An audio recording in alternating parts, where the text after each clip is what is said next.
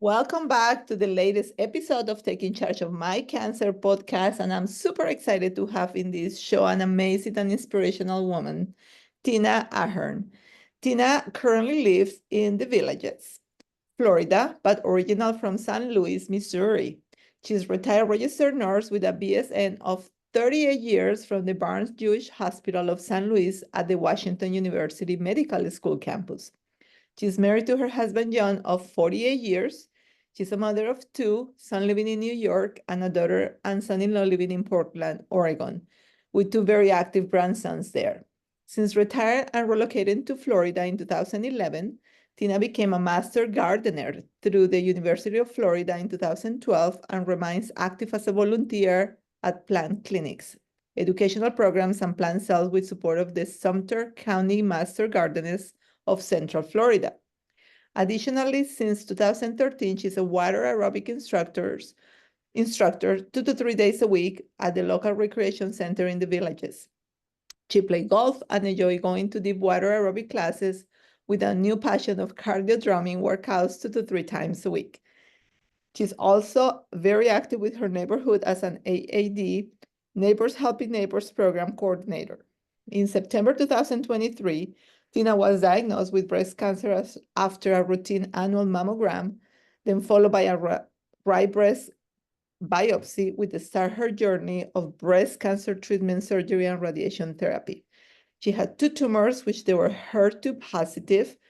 Tina is very grateful to be back and her normal routines of activity and leisure time, but listens to her body when it's time to slow down and rest. When her activity level increased and she could resume her normal fitness routine, she knew that she had claimed her mountain and was now as an easier path forward.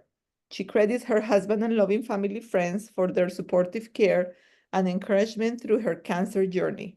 Her nickname as a child was Pollyanna because of the character optimistic attitude and cheerful disposition, which Tina's parents said she always had. I agree to that. This has been her way to cope with life difficulties, stress, sorrows, even through her cancer journey. In May, Tina completed the American Cancer Society Swim Challenge to swim 5 miles in a month. She finished the month with a total of 9.2 miles and raised 983 in donations for the American Cancer Society. So, Tina, it's an honor to have you in here with me today. Thank you for being part of this podcast. Thank you, Durley. I am very excited to be here and to join you. I'm honored. So thank you very much. Excellent. So you want to tell me a little bit about your diagnosis? And I know they found the cancer on through your Right, mammogram, but tell us a little bit about that journey. right. Well, that started the end of August, early September. I went in for my routine mammogram at a local radiation radiology center here in the Villages. And it was very odd because within 10 days, I got a call that I had an architectural defect. Now, I have no idea what that meant. And as a nurse, I thought, well, I do have, breast density. Maybe there's a problem and they just want to rescan. Well, they only concentrated on the one breast. So then in the back of my mind, I knew there was something more.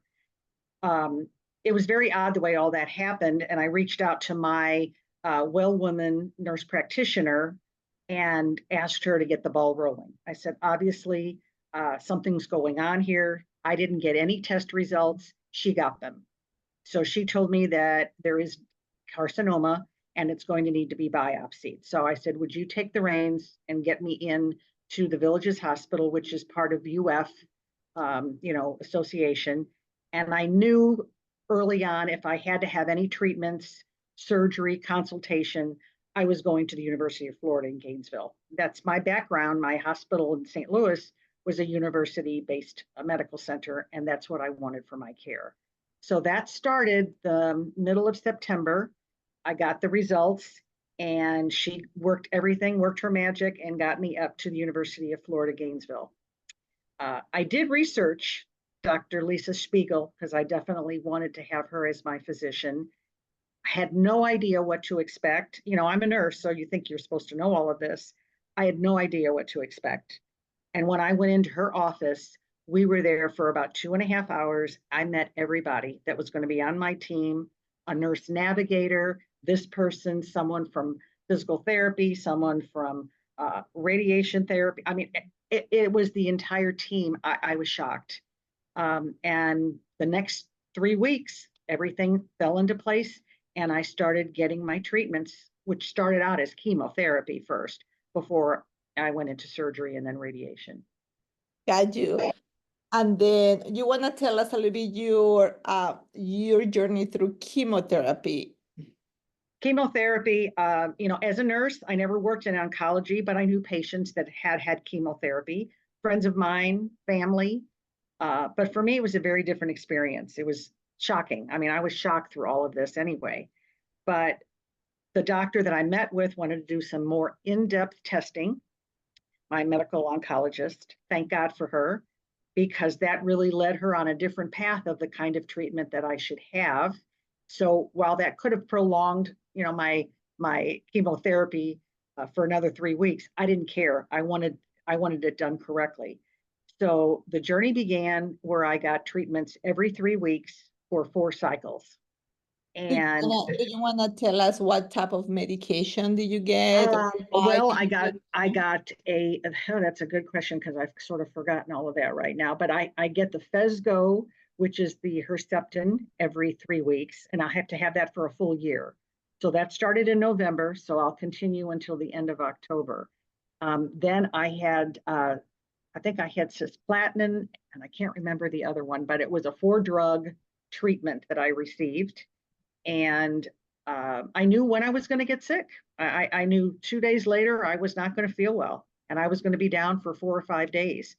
But I was able to rebound after the first week, so I knew I would have at least 10 days of feeling better before I had to go back in for my second, third, and fourth treatment. And that continued until the end of January of 2024. Gotcha. Chemo was hard. The nursing staff was amazing. I learned an awful lot from them. Yes, I felt nauseous, but I didn't have all of the horrible side effects that I had read about. And I got my information from the doctors and the nurse navigators there. I didn't go out on the internet. I didn't try to research a lot of this with people and sites that I really didn't know how reputable they were. So everything they gave me, I read maybe 2 and 3 times. And I didn't really go and ask a lot of my friends and family members that had been through this, what was your experience? I had to do it myself. Got you. So for the audience that is listening to us, the reason why you get what we call neoadjuvant chemotherapy is because that means chemo before surgery, right? And That's that right. was because you had a HER positive type of tumor, right? So it's a That is protein. correct. Actually, I had 2 tumors, one smaller than the other, and it was about 12 o'clock on my breast, on my right breast. So one of them was a little larger, like the size of a peanut. That's what the radiation or the interventional radiologist told me. And then the other one was much smaller. So one was HER2 positive, the other one was negative, but they were still estrogen driven. And I kind of had a laugh thinking, I'm a 70-year-old woman, almost 70, well, by that time, 71. What kind of estrogen do I still have floating around in my body? But I did whatever I had to do to get rid of this. And so that was the right course of treatment. The idea was to shrink these tumors or to eradicate them.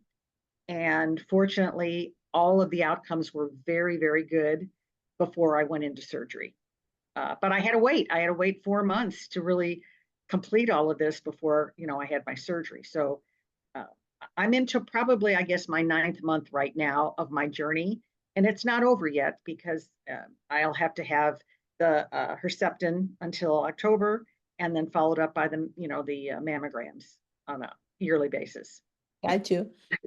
What type of resources do you use to help you to make decision about your treatments? I know that you kind of like follow what the doctor told you, but do you look anywhere else besides that, or no? Pretty much just Pretty much whatever they gave me, and they gave me a lot of information. That's the beauty of the Epic My Chart system that the University of Florida had. Everything was there. So I could refer to that. They could send me information. I could ask for more information, and they would send it to me by email or through the My Chart system. it was exceptional. I was cautioned not to go out and just write something in Google to ask a question.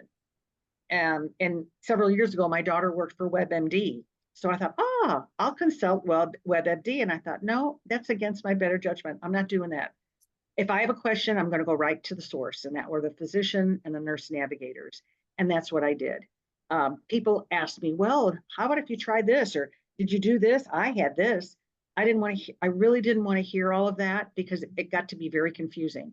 And I can see where patients who listen to all these other resources and advice out there could get very, very confused and tied up and wrapped up into all of this. I wasn't going to become one of them. Got you. Did you do any, you work out and you're very active, and that's one thing I really love about you. And I don't think I saw you through chemo. I think I end up seeing you after work. You did. So did you do any type of exercise during chemo? No. And I'm going to tell you why.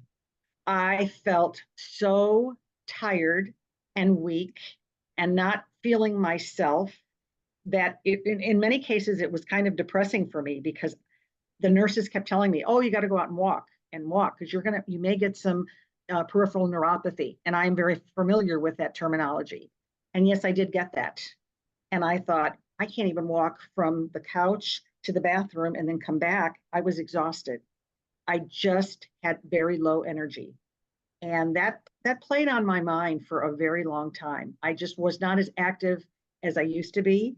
And I was worried I was never going to get to that level again.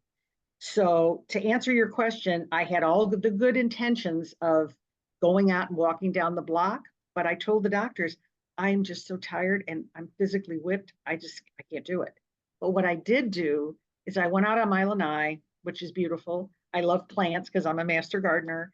And I sat out there and read a book or meditated or said a prayer and looked at nature and just gave it to God. And that was my little exercise every day, was to go in and out of my lanai into my house. So I did a lot of resting during the chemotherapy time. Got you. So as I mentioned it to you, because I didn't know get to see you prior for whatever I think you got your chemotherapy. That was just things happen really quick because usually we see you pre-op and then usually we see you during chemotherapy and then we see you after surgery. So one thing that I encourage a lot of the patients to do during chemotherapy is you got to keep up with your exercise activity as much as you can and don't let it take advantage of you. So if you just really set yourself up to continue in a similar routine that you were doing before or more, depending on where you at, and of course, depending on your blood work, and you always ask your physician, how is your blood work, see if you can do things. If perhaps sometimes your blood work is not that great and it's not a good idea for you to push yourself.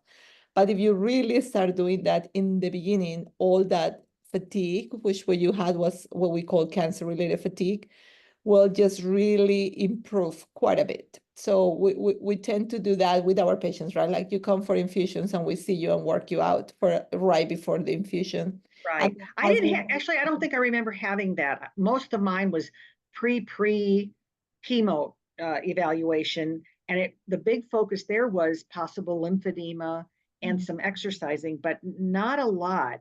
And that's what I was mostly concerned about, which fortunately I did not experience, thank goodness. But you're right. Even the nurses kept talking about, even if you just get out and take a walk. So they were very encouraging with respect to that. My blood work, and because I'm a nurse, I do look at my blood work, and I was very pleasantly surprised how good and normal that was through all of this. Sometimes that's usually because you're able to tell that was normal, but sometimes our mind is like, yeah, but I cannot do that. But we know that if you push, you're not going to hurt yourself, but then you're going to feel so much better afterward.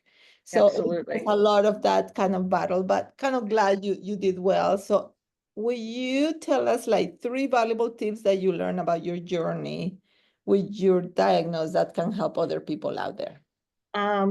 Well, I learned that I'm much stronger than I thought I ever was. I've always been a strong woman, very independent, very organized, but I didn't realize I was that strong. And I I tried to do a lot of stuff myself. I never depended on my husband to do all of this. I never asked him to do a lot of things. He did because he's my husband. But I was surprised at myself. I really was. I also learned on who my real friends were during all of this. The people that I could really count on, the people that I thought were my close friends, who never came to visit, who never checked in on me, because their reason was, I don't want to bother you. I don't want to bother you. They would always ask my husband, how's Tina doing? And I always encouraged him to say, well, tell them that Tina answers the phone and Tina can talk and Tina would like to have visitors. But I did have one lady in our neighborhood that came by every day. I called her my little angel. She came by to visit me at 3 o'clock, 4 o'clock every day to see how I was doing. And if I didn't feel well, she would leave, but she was always there to check it in on me. And I guess the other valuable lesson is life really is short. I consider myself a young woman and fairly healthy my whole life, but it is really short. So you can't just put stuff on the back burner. You got to live for the day. And I wanted to persevere and get through this the best that I could. And I had to have a good mental attitude for this. Maybe not so much physical in the beginning as it is now, but I think mentally, I really had to talk to myself to keep positive. And I think that you one of the most positive patients I have been coming across. I mean, your attitude about seeing life and excitement, and even though you were not feeling too well, and again, we start working together after surgery, and then when you went through like your radiation, but you have to have radiation, not here because that was just closer to you with a great physician, Dr. Lacey, but I think just your energy was like so much fun. It's like it's so great to be able to just really get patients like you. Like, yes, you're going through all these treatments. Yes, you went through all this, but it's always like, yes, I cannot die to be out there in the pool doing my water aerobics. I miss it so much. We start talking about some cardio drumming, which we'll talk about that in a little bit. But I think that's super important, right? It's what you your mind on. That's what it's gonna take you to. Exactly. And I need to share this with you. I don't know if you see this. It's a little bracelets that I wear. And I'm Uh-huh. going to continue to wear this until my journey is over. But my daughter gave me the first one and it said good energy. Mhm. So I always wore that. And then I decided to get another one for myself that says, you got this and blessed, because those are the three things that I felt I needed to focus on. The fact that I am blessed, I have good energy, and to keep that good energy, and I've got this. And so I wear these every day. I Awesome. didn't, and I still do. I actually even wear them to the pool, but I do wear these every day to remind me that this is what I have to focus on during my journey. That's awesome. How about the most painful lesson that you have learned on this journey? Um, Painful in terms of physical pain. I'm not going to say Just, that because just in I don't general. have that. I Yeah. think maybe the disappointment that I have would be like the people that I thought I was really close to and friends with Got you. just, I don't want to say abandoned me, but they just weren't there for me like I would have been for them. That's the one thing that I did notice through all of this. Okay. But there are such great friends that I have, not even here, that are out of town.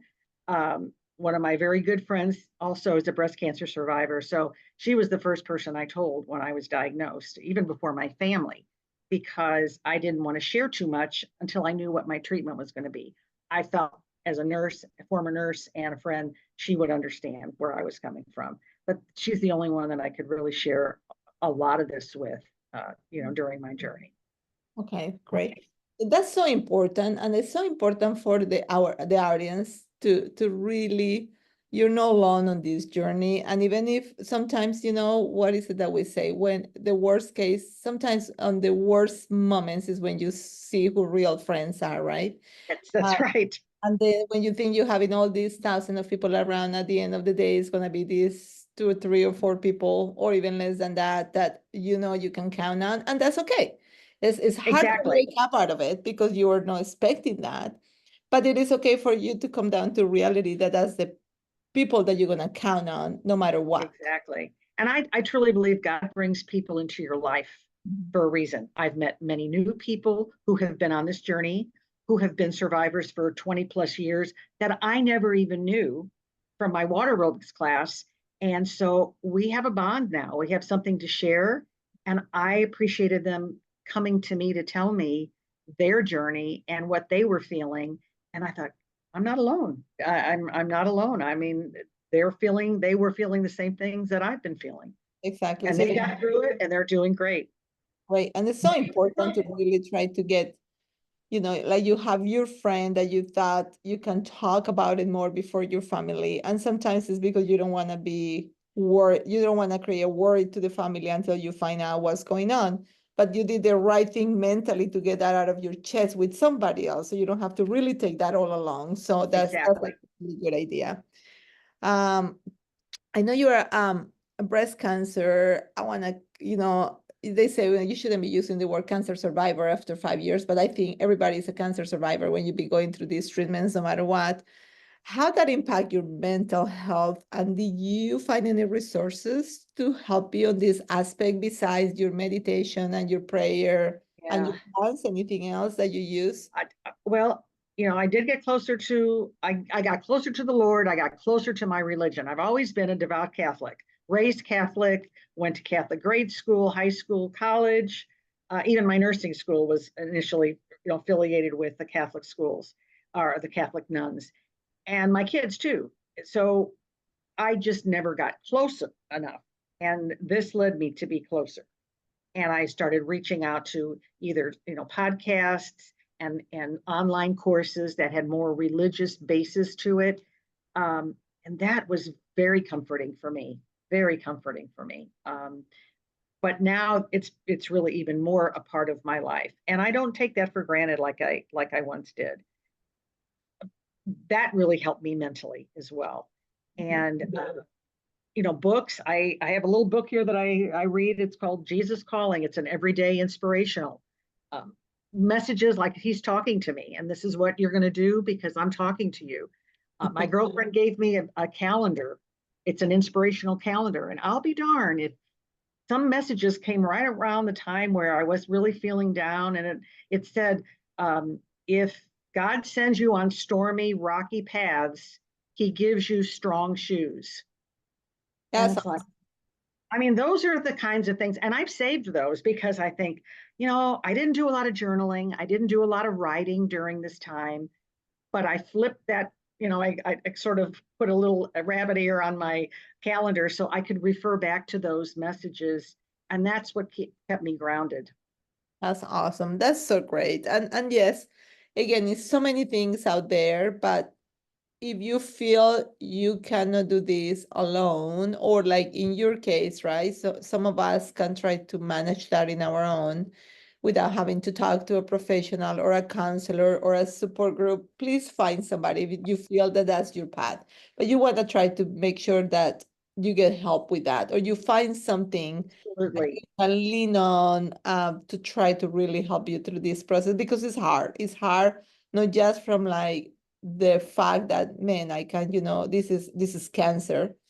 Number two, all the secondary effects that chemotherapy can do in your Oh brain, my gosh. Yes. toxicity that can happen. So all that is really important to address. Exactly. And I recognize that. I recognize my mental faculties maybe weren't as sharp as they used to be, more forgetful. So I would just say, oh, I guess it's my chemo brain, or it's the radiation brain, or it's the cancer brain. Not joking about it, but seriously, it does affect that part of your psyche and your physicality. So, but it is getting better for me. And like I said, I feel stronger every day because of that. Great. Any other books besides the one that you just mentioned? I think I mentioned to you, I'm not an avid book reader, never have been. I guess because I read all of my medical books and nursing books throughout the years. And I like to listen to online classes, courses that I would, listen to, TV shows that might have documentaries. So I'm learning something that I found very interesting during the last several months. Now I'm much busier outside because I'm feeling better. So I'm doing much more outside activity. But most of the books that I have are more spiritual driven and with prayer and making me more thinking about religion and God and how I want to change my life for the better. Awesome. How about, tell me about this cardio drumming.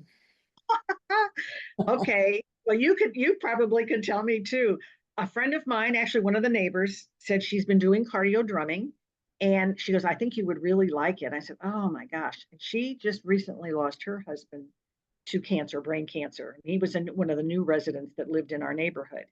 So she came down here during the winter and she started doing cardio drumming. And in April, early April, I joined her and I loved it. I was tired.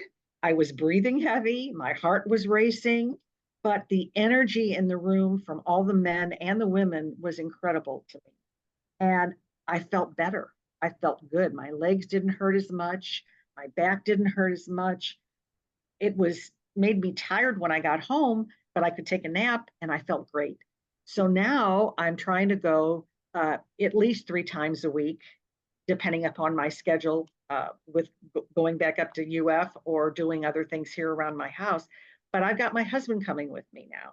And while it does require a little bit of rhythm when you're pounding on the exercise ball, I don't care. John has no rhythm, but I can tell you he loves it.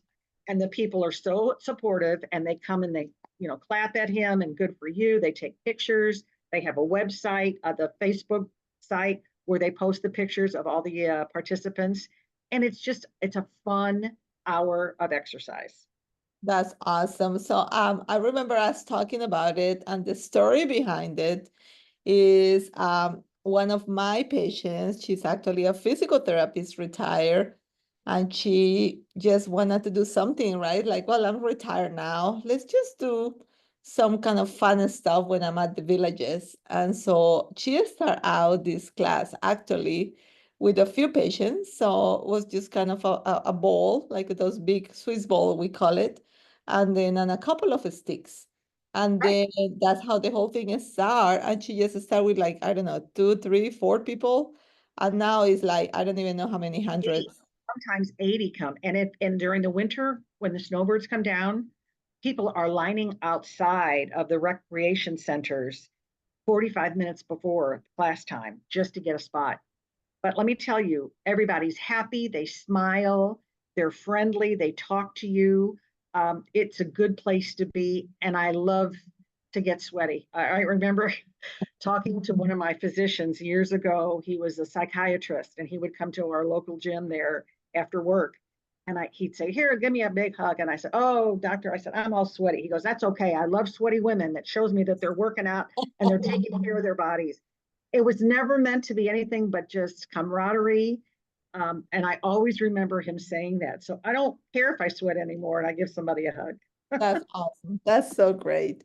Um, do you feel that that you experience any trauma during or post treatment? I don't. I know I thought about that and I thought, the only thing that I still feel is a little bit of neuropathy in my lower extremities, but that's going away daily. I noticed that it's getting better. And I attribute that to the increase of activity, which I probably should have done early on, but I'm making up for it now. But I never really had any physical or emotional trauma at all during this. It was tough in some cases, but I feel like I'm a survivor just because I got through all of it. Excellent. What is your input in learning to feel safe in our bodies of experience and a treat to our life from cancer? I think the most important thing I learned is don't overthink everything. And even my medical oncologist said that. Why are you asking those questions? You're thinking too much. You're asking why. We're not going to focus on the why. And she's really got a good point. Why am I worried about that? That it's over and done with. It happened. I don't feel that I was being punished. I don't feel that I deserved it. I don't feel I did anything wrong to cause this. That just didn't even make sense. So I just, I think we have to, for me, I had to stay positive and I had to smile. And I got up every morning, no matter how I looked, went into the bathroom when I lost my hair. I put makeup on, I put lipstick on, I had jewelry on. Whether anybody came to my house or not, it made me feel better. And that was just part of what I did every day. I didn't want to be in pajamas. I didn't want to lay, on the couch in a robe. I got dressed and I looked like I was going to be doing something that day, even though I stayed at home. That's awesome. I think that's a great advice. I think that that already made you feel better, right? When you take care of yourself instead of feeling sorry for yourself, right? Because you can't, if you feel sorry for yourself, it's not going to make things any better. Can be Right. just worse. And at least Yeah, you put the energy on getting yourself better and doing some activity by doing that. So that's exactly. nice. I think the only trauma that I ever had, now that I think back on it, was after the first round of chemo, I had a horrible breakout of acne on my face. I mean, so bad that I thought, oh my gosh, this is like a teenager. Well, I didn't realize it was because of my hormones and the estrogen. And I reached out to the nurse navigator and she put me in touch with my medical oncologist. They gave me some medication. I thought, oh my gosh, I feel like a teenager now with acne starting. But good skincare and the medication and keeping my face clean and not putting my hands, on my face really made a big difference. And so I lived through it and it stopped. After about the second course of chemo, I noticed it started to improve. So that's the only real trauma I noticed, during the chemotherapy. Got you. One question you wish I would have asked you and you will have answered to wrap up. You asked a lot of good questions. I cannot think of another question um, that you could ask me that I haven't really explained through our dialogue this afternoon. I'm very grateful. I'm very thankful, not only to our Lord, but to all the people in my life, to all the medical personnel, to you, the staff up there that really helped me cope and move forward on this journey. And I know I'm not finished, but I feel like I'm getting there. I've climbed that mountain and I'm on a straighter path now. That's awesome. That's so great. One more thing I wanted to ask you. During your radiation, you feel like physical therapy helped you a lot with your secondary effects from it? Absolutely.